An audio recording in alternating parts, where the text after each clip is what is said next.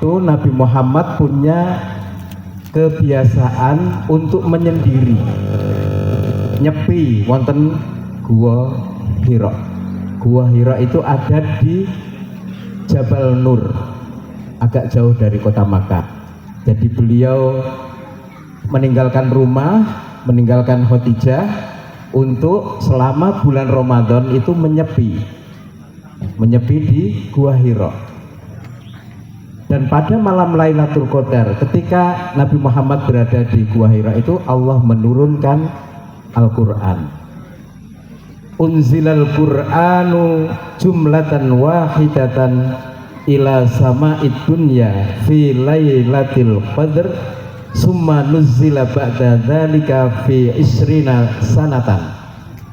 Ini hadis tentang bagaimana Allah menurunkan Al-Quran kepada Nabi Muhammad.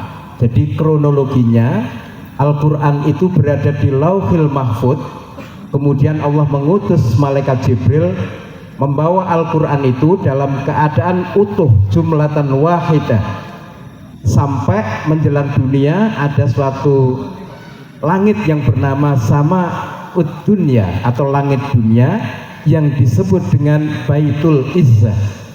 Di situ Al-Quran sampai di tempat itu, kemudian diturunkan kepada Nabi Muhammad oleh malaikat Jibril secara bertahap atau tadriji, bertahap.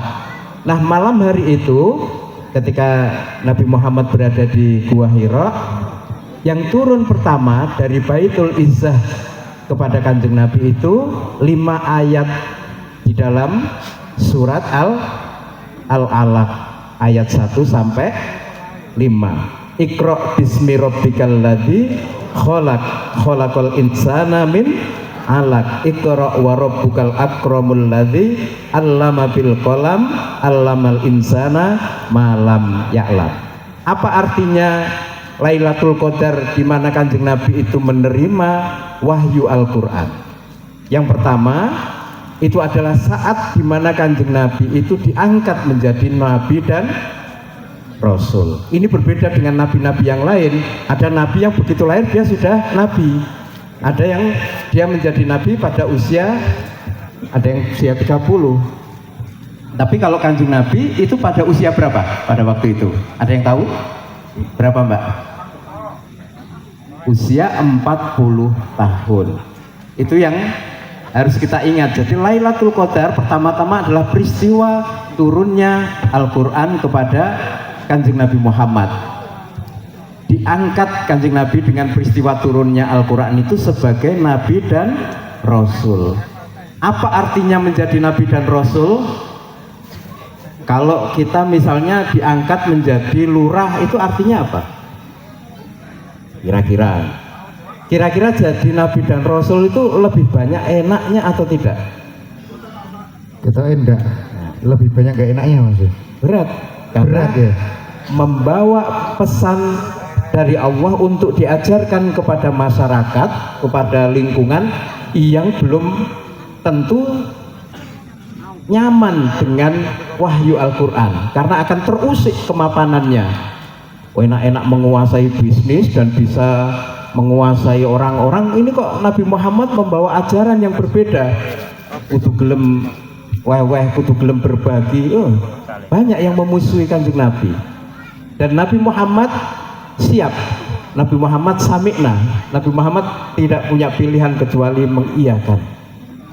Jadi kita perlu membayangkan bahwa ketika Nabi Muhammad itu diangkat menjadi Nabi dan Rasul itu membutuhkan kekuatan mental yang luar biasa. Makanya di dalam kisah diceritakan Kanjeng Nabi itu ya agak kaget gitu ya, mendapatkan wahyu Al-Quran, sampai kemudian Khadijah menenangkan.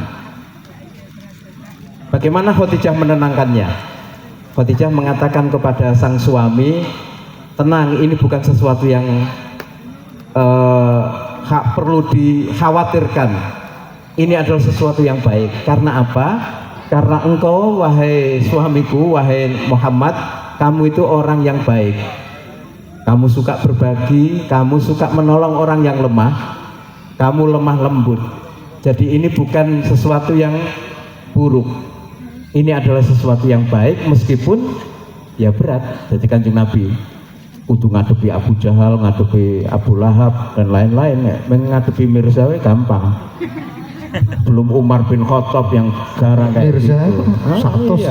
Satu beres. Ama ide badine oke ide badine saya iki mau. Jadi kita ingat deh, malam Lailatul Qadar salah satu yang penting yang sering kita lupa adalah itu peristiwa Al-Quran diturunkan, yang berarti Kanjeng Nabi diangkat menjadi Rasul, yang berarti beban besar dipanggul Kanjeng Nabi. Jangan kita lupa itu.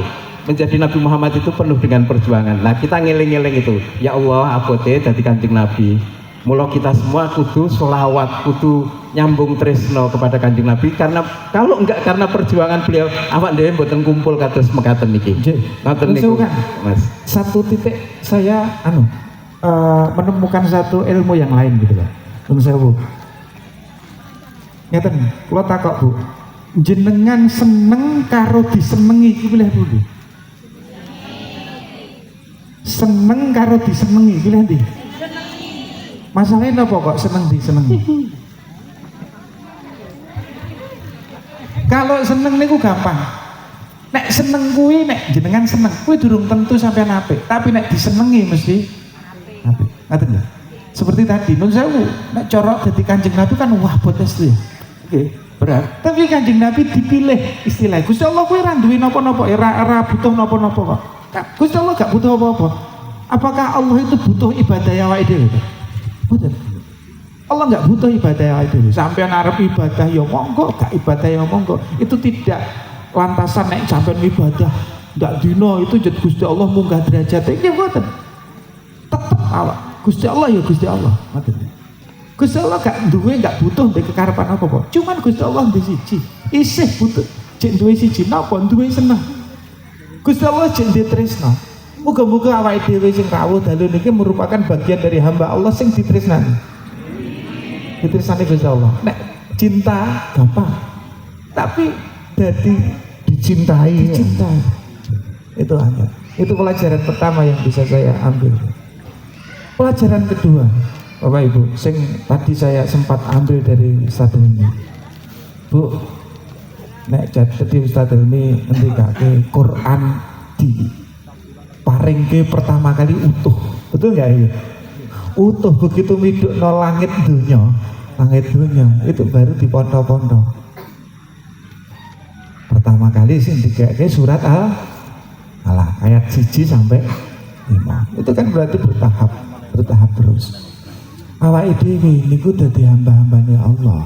Nek iso nih apa-apa ki ya wis apa ya? Nek sing ben masa lalune kurang apik mamane Mas Doni ya. Pernah ben nglakoni sing gak apik-apik ngoten ya wis lah, klemben roti apa kuwi biyen saiki sing wis ya wis, sing urung dibatalke kok dibaleni piye. Sing urung dibatalke. Makanya hikmah yang bisa kita ambil, mudah-mudahan malam hari ini leres sing dikasih Ustaz kalau dadi uang, mudah-mudahan kita menjadi hamba-hamba Allah sing selalu ditresnani dening Gusti Allah. Tidak hanya kita cukup mencintai. Lanjut kan Mas Ilmi? Ya, Saya tuh mau tanya, boleh enggak? boleh kalau saya bisa jawab. Lailatul Qadar itu kapan? Sekarang? Malam ini, hari ini, atau kapan? Ya, Lailatul Qadar itu Nabi itu menyampaikan iltamisuha sril awakhir min Ramadan. Jadi rasakan atau temokke Lailatul Qadar itu di 10 hari terakhir di bulan Ramadan. Itu yang pertama. Kemudian dalam hadis yang lain disampaikan taharru Lailatul Qadri fil witri minal asril awakhir min Ramadan. Jadi temukan Lailatul Qadar itu di malam ganjil di 10 hari terakhir di bulan Ramadan. Itu. Nah, ini sebenarnya penuntun supaya kita itu memang sejak awal pertengahan Ramadan, syukur sejak awal Ramadan tuh wis toto-toto.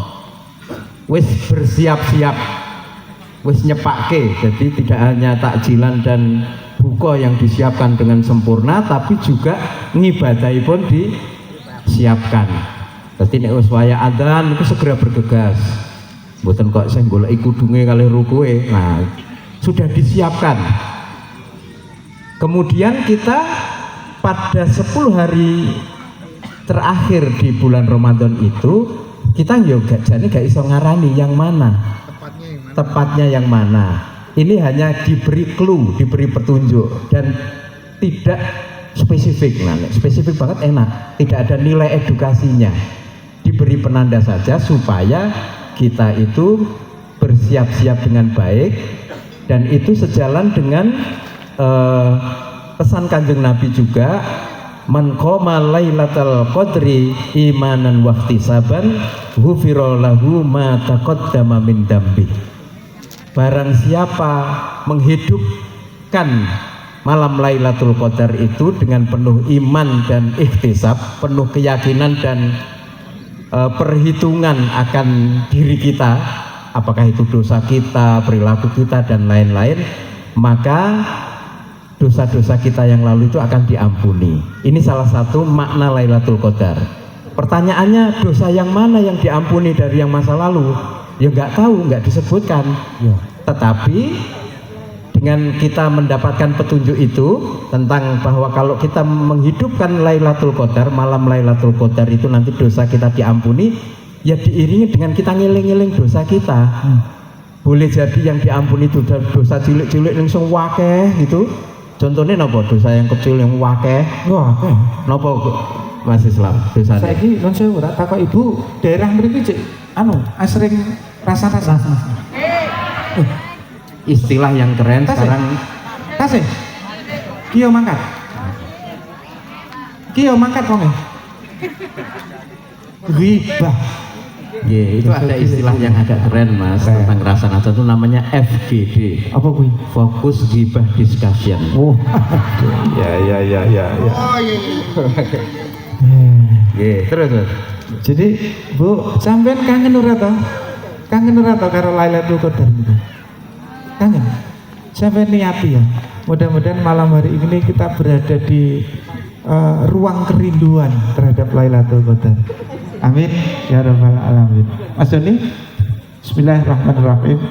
Allahumma sholli wa sallim ala sayyidina Muhammad.